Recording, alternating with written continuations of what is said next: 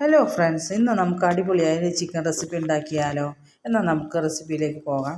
അപ്പോൾ അതിന് വേണ്ടിയിട്ട് ഞാനിവിടെ ഒരു ബൗൾ എടുത്ത് വെച്ചിട്ടുണ്ട്.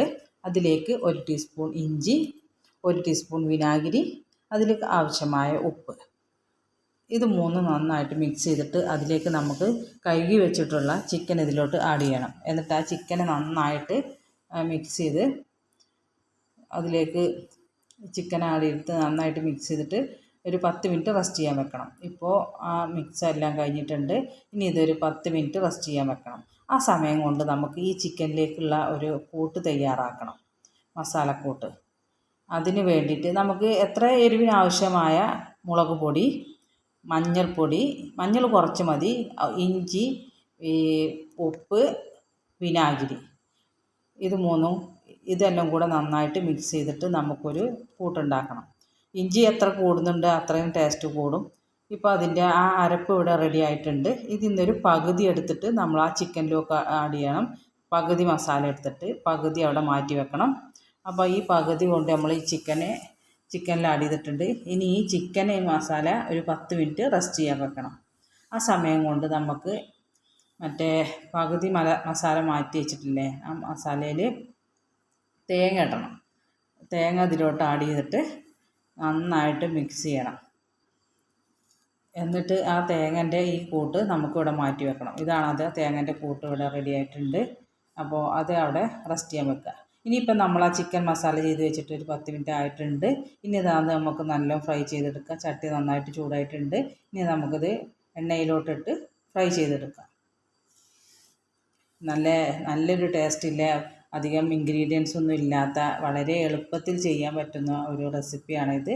എല്ലാവർക്കും പെട്ടെന്ന് ചെയ്ത് നോക്കാം.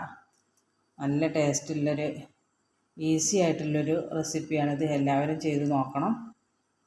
ഇനി ഇത് നന്നായിട്ടൊന്ന് ഫ്രൈ ആയി വരട്ടെ. ഇതൊരു 1/4 വേവാവുന്നത് വരെ നന്നായിട്ട് ഫ്രൈ ആവണം. ഇപ്പോൾ ഒരുവിധമൊക്കെ ഫ്രൈ ആയി വന്നിട്ടുണ്ട്. ഞാനിത് ഫസ്റ്റ് ടൈം ചെയ്യുന്ന ഒരു റെസിപ്പിയാണ്. അപ്പോൾ അതിൻ്റേതായ മിസ്റ്റേക്കുകളൊക്കെ ഉണ്ടാവും. അപ്പോൾ ഇതൊന്ന് ഫ്രൈ ആയി വരട്ടെ.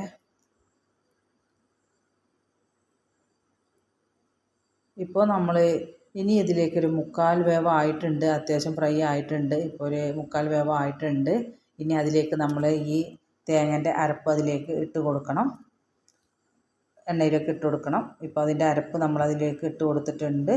ഇനി അത് നന്നായിട്ടൊന്ന് മിക്സ് ചെയ്തിട്ട് ഒന്ന് മൂത്ത് വരണം.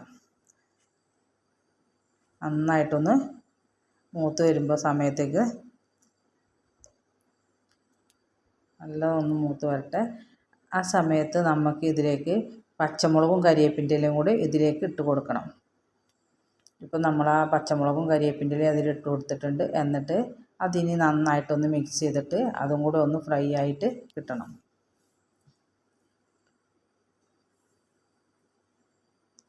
അതും കൂടി ഒന്ന് ഫ്രൈ ആയിട്ട് ഇപ്പോൾ അതെല്ലാം പച്ചമുളകും തേങ്ങയും എല്ലാം കൂടെ ഇഞ്ചി നീരും എല്ലാം കൂടെ ആയിട്ട് നല്ലൊരു സ്മെല്ല് വരുന്നുണ്ട്. നല്ലൊരു അടിപൊളി റെസിപ്പിയാണ്. ഇപ്പോൾ നമ്മളെ ചിക്കൻ ഫ്രൈ ഇവിടെ റെഡി ആയിക്കൊണ്ടിരിക്കുന്നുണ്ട്. ഇനി നമുക്കിത് എടുത്ത് മാറ്റി വെക്കാം. നല്ലൊരു ഫ്രൈ ആണിത്. ചിക്കൻ ഫ്രൈ അടിപൊളി ടേസ്റ്റാണ്. എല്ലാവരും ഉണ്ടാക്കി നോക്കണം. അപ്പോൾ നമ്മൾ ചിക്കൻ ഫ്രൈ ഇവിടെ റെഡി ആയിട്ടുണ്ട്.